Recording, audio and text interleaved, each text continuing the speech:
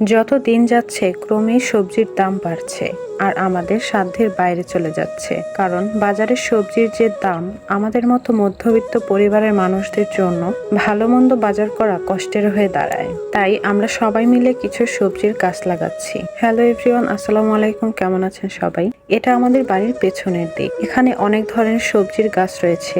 বড় একটা পুঁইশাকের গাছ, লাউ গাছ, এখানে একটা লাউ ধরেছে, মরিচ গাছ, পেঁয়াজ গাছ, ধনিয়া পাতা, সবুজ শাক, পেঁপে গাছ, কলা গাছ। দেখেন কি সুন্দর কলা হয়েছে, মাশাআল্লাহ। বাড়ির জিনিস দেখতেও খুব ভালো লাগে। আরো অনেক ধরনের গাছ ছিল, এখন আর নেই। তো এগুলো কিন্তু এমনি এমনি হয়নি, অনেক কষ্ট করতে হয়েছে। আবার অনেক গাছ নষ্টও হয়ে গেছে।